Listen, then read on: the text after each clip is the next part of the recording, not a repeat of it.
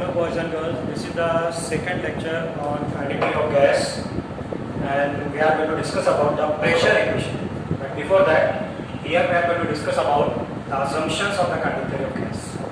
Just see, number one assumption, every gas is made up of tiny particle called as molecule. अभी जो assumption मैं आपको बता रहा हूँ आपके सिलेबस में नहीं, but what the points regarding the assumption of cardiac theorem gas ये आपको लगने वाला है। इसका रेफरेंस मुझे लेना पड़ेगा, कई जगहों पे लेना पड़ेगा, इसलिए ये समझो अजम्पशन।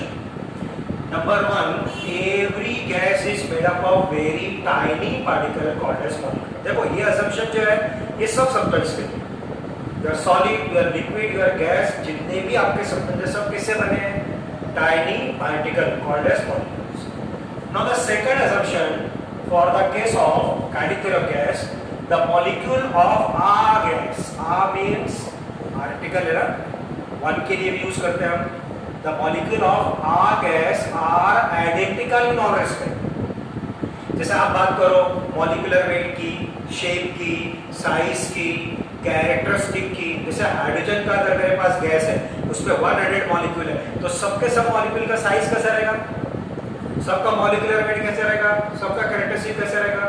लेकिन जब हम गैस को चेंज करेंगे, जब हम H2 से O2 पे जाएंगे, तो O2 पे जाने के बाद क्या चेंज होने वाला है? शेप चेंज होगा? शेप नहीं, क्योंकि मॉलिक्यूल जितने भी मॉलिक्यूल है सबका शेप क्या है? स्फेरिकल। क्योंकि आपका एटम का शेप क्या है? स्फेरिकल, तो मॉलिक्यूल का शेप भी क्या हो जाता है? स्फेरिकल हो जाता है। लेकिन साइज चेंज होगा कि नहीं, कैरेक्टरिस्टिक चेंज होगा कि नहीं, मॉलिक्यूलर वेट चेंज होगा कि नहीं, ये सब चीजें आपकी चेंज जाएंगी। तो जब तक आप सिंगल गैस के साथ हो, सबकी कैरेक्टरिस्टिक कैसी रहती है? सेम होती है। लेकिन जब आपकी गैस चेंज होती है तो फिर मॉलिक्यूल की कैरेक्टरिस्टिक भी चेंज होती है। Now the next one, the molecule of a gas are rigid, ये सुनो गौर से, रिजिड इलास्टिक स्फीयर। कंट्रोवर्टी समझ आ रही है? दो अपोजिट कैरेक्टरिस्टिक में एक साथ लगा रहा हूं मॉलिक्यूल के साथ, रिजिड भी है और इलास्टिक। अभी कैसे पॉसिबल? रिजिड के लिए क्या बोलते हैं? इलास्टिसिटी 11th स्टैंडर्ड में क्या पढ़ा था हमने? ऐसी बॉडी जिसके ऊपर जब आप डिफॉर्मिंग फोर्स लगाते हो तो अपना डायमेंशन, अपना शेप चेंज नहीं करता, ऐसी बॉडी को क्या बोलते हैं? Rigid body. लेकिन ऐसी बॉडी जिसके ऊपर आप जब फोर्स लगाते हो तो अपना शेप चेंज करती है और वापस रिगेन होती है, ऐसी बॉडी को क्या बोलते हैं? इलास्टिक बॉडी बोलते हैं। अब मैं बोल रहा हूं कि molecule of a gas are rigid elastic sphere. तो रिजिड क्यों है? अगर आपने सिलेंडर लिया and you are going to apply one piston here, और अगर आपने गैस लिया जिसमें एक ही मॉलिक्यूल है, चलो वो मॉलिक्यूल ही है, आप इसको कंप्रेस करो, आपका मॉलिक्यूल जब यहां आएगा, ये आपका पिस्टन, ओके, तो आप उसको मॉलिक्यूलर डायमीटर के आगे कंप्रेस नहीं कर सकते, इसका शेप चेंज नहीं कर सकते। ये मॉलिक्यूलर डायमीटर है कि नहीं? This is the molecular diameter और नॉट? तो मैं क्या बोल रहा हूं? मॉलिक्यूलर डायमीटर के आगे कंप्रेस नहीं कर सकते आप उसको, इसका मीनिंग आप उसका शेप चेंज नहीं कर सकते, तो फिर मॉलिक्यूल क्या हुआ? रिजिड हुआ। अब इलास्टिक कैसे? तो इलास्टिक बीइंग प्रॉपर्टी वो इलास्टिक नहीं, बट आप उसको ये वर्ड लगा रहे हैं elastic, when the molecule of a gas are collide with each other or the wall of container, so this collision is perfectly elastic collision। ये भी 11th स्टैंडर्ड में डिस्कस किया। कौन से कोलिजन पे इलास्टिक कोलिजन बोलते हैं आप? A collision in which at the time of collision no change of energy or loss of energy takes place। Momentum conserve होता है और एनर्जी भी कॉन्जर्व होती है, in terms of sound, in terms of heat, आपकी energy loss नहीं होती। जैसे ये पेन को मैं यहाँ पे ऐसे कोलाइड कर रहा हूँ तो आपको साउंड आ रहा है ना, this at the time of collision some of the energy get loss in the sound. लेकिन जब आपके मॉलिक्यूल टकराते हैं तो साउंड क्रिएट नहीं होता है, हीट क्रिएट नहीं होती है, तो यहाँ पे एनर्जी भी कॉन्जर्व होती है और मोमेंटम भी conserve. That's why the collision is elastic. याद रखना इसको। और इलास्टिक कोलिजन में कभी भी याद रखना, when the collision is elastic collision, जो स्पीड जो स्पीड से जाके कोलाइड होगा सेम स्पीड से रिटर्न होगा। डायरेक्शन चेंज कर सकता है, इसलिए मैंने वेलोसिटी नहीं बोला। जो स्पीड से जाके कोलाइड होगा वो स्पीड से पलटेगा मॉलिक्यूल आपका। तो ये one of the very important characteristic, the very very important characteristic that between the molecule of a gas the intermolecular force is negligible. अब आगे के जो assumptions रहेंगे ना वो ये characteristic पे डिपेंड करेंगे. क्या assumption है? क्या assumption है? There is a negligible intermolecular force between the molecule of gas. Zero नहीं बोला. Zero किसके लिए बोलूँगा? Ideal gas के लिए zero बोलूँगा. लेकिन negligible वर्ड किसके लिए आएगा? Real gas के लिए आएगा.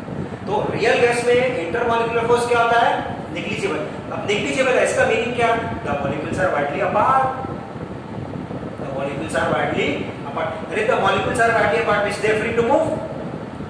तो अगला assumption सुनो. Due to negligible intermolecular force. पहले में क्या आया? Negligible intermolecular force. और अब उसको reason बन रहा है. अगले assumption का क्या बन रहा है? Reason.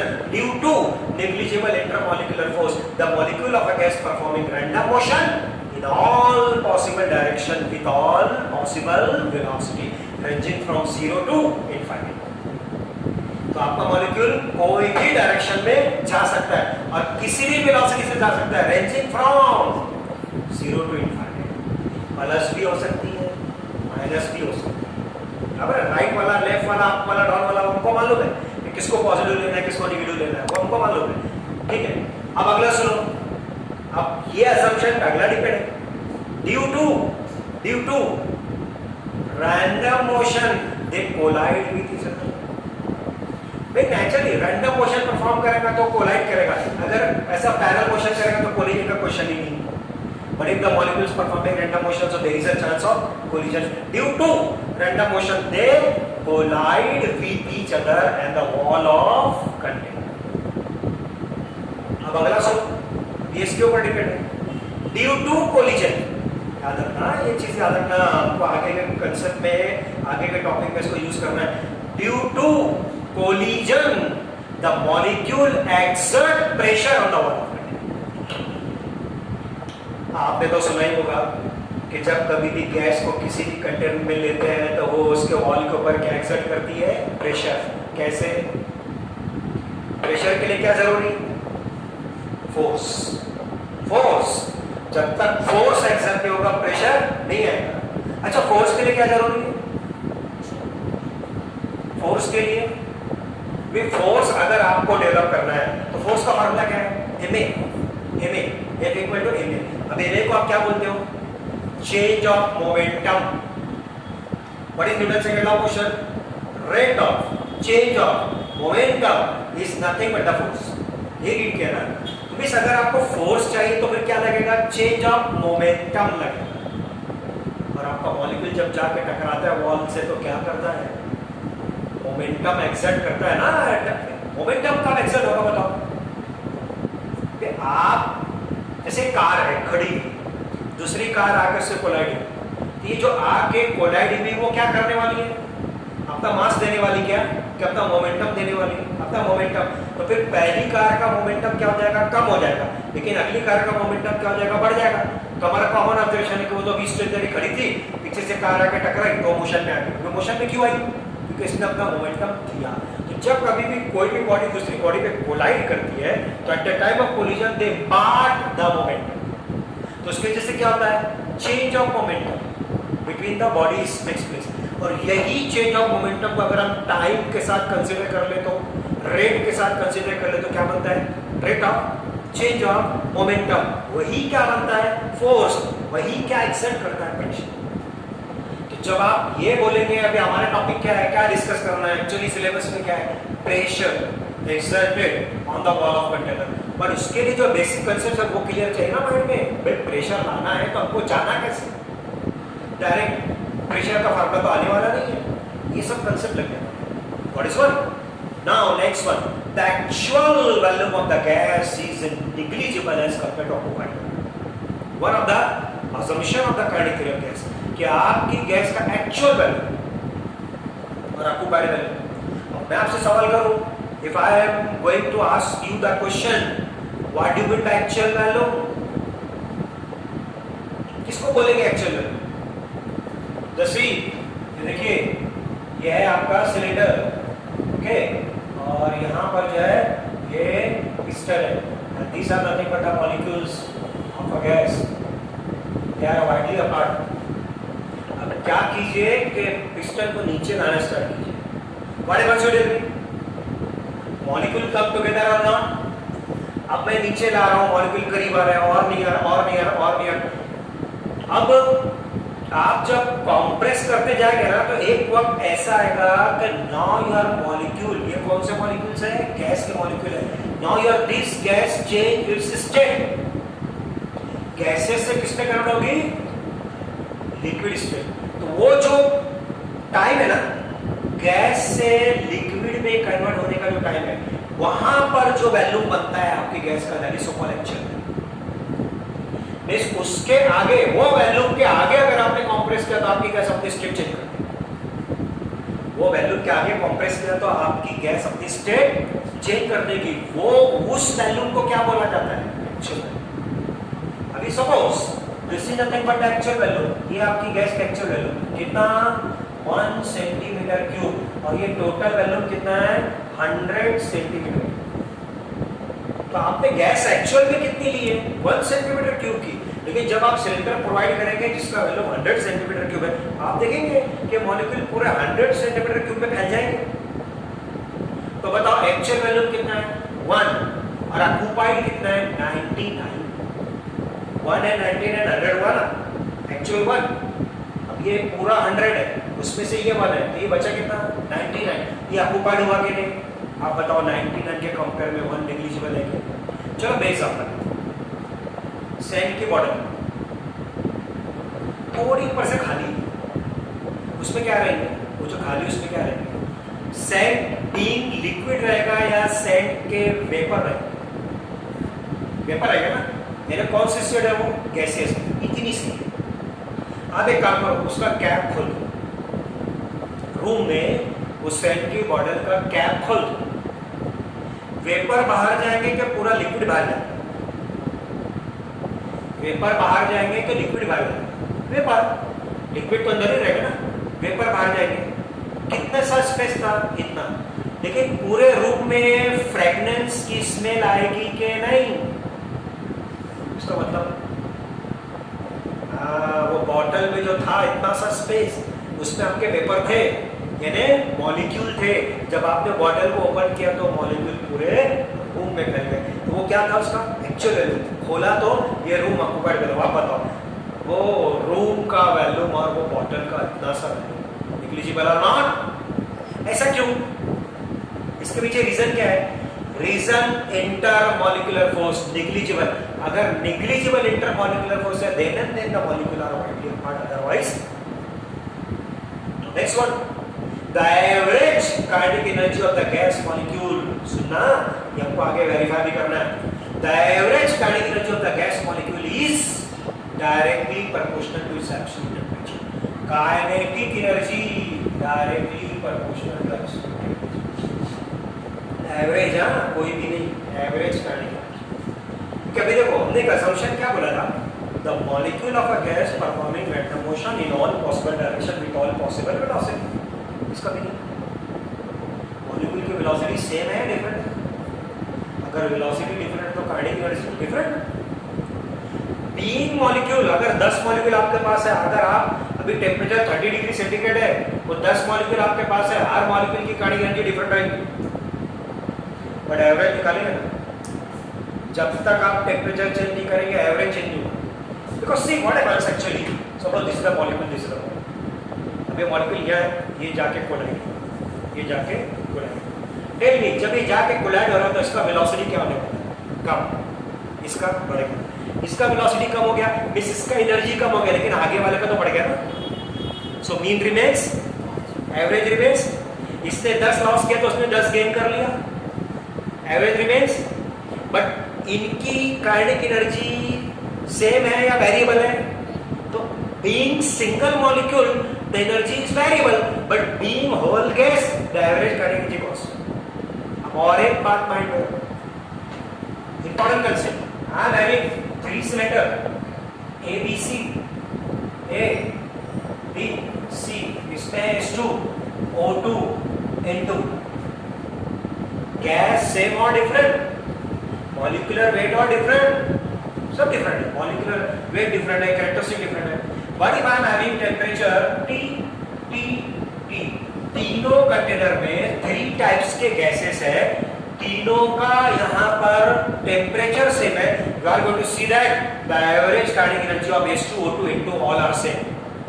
इस सिंगल गैस के लिए नहीं बेटा ये. For number of gases you are going to keep in different container, so you are going to see that if temperature remains constant, so average kinetic energy remains constant. अब ये H2 इसका molecular weight कितना है? 2 है. H का 1 है, H2 का 2 है और इसका 32 है. अभी कितना डिफरेंस है? 16 टाइम्स का डिफरेंस है. बट एट सेम टेम्परेचर इसका वेलोसिटी इनके कंपेयर में कम रहेगा. जिसका मास कम है उसका वेलोसिटी क्या रहेगा? ग्रेटर. जिसका मास ज्यादा उसका वेलोसिटी क्या रहेगा? कम. That's why the average kinetic energy remains constant till the. ये बहुत इंपॉर्टेंट है. ये आगे भी मैक्सिमम हमको एनर्जी का कंसेप्ट डिस्कस करना है, उसमें टॉपिक आपको. So these are nothing but the assumption of kinetic theorem. एक बार फिर से रिवाइज कर रहा हूं, सुनेंगे concept. Number 1, every gas is made up of very tiny particle called as molecule. The molecule of a gas are identical in all respect. gas identical in all respect. Gas change हुआ तो ये भी change. The molecule of gas are rigid, elastic. समझा ना? rigid क्यों? elastic क्यों? Next and very important, the intermolecular force between the molecule of gas are negligible. अब आगे का assumption किस पे डिपेंड करेंगे? इस पे डिपेंड करेंगे. Due to negligible intermolecular force, the molecule of a gas performing random motion in all possible direction with all possible velocity. अब इसके ऊपर अगला डिपेंड करेगा.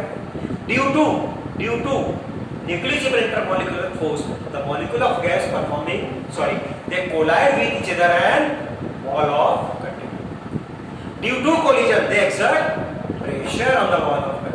The actual volume of the gas is negligible as compared to occupied volume, and average kinetic energy of gas is directly proportional to absolute temperature. If temperature constant, the average kinetic energy remains constant. What is point? चलो अब एक topic और discuss कर लेते हैं. That is वो भी लगने वाला आपको. The concept of mean velocity, mean square velocity, and root mean square velocity. The concept of mean velocity, mean square velocity and root mean square velocity. अभी assumption में क्या बोला हमने? The molecule of a gas performing random motion in all possible direction with all possible velocity.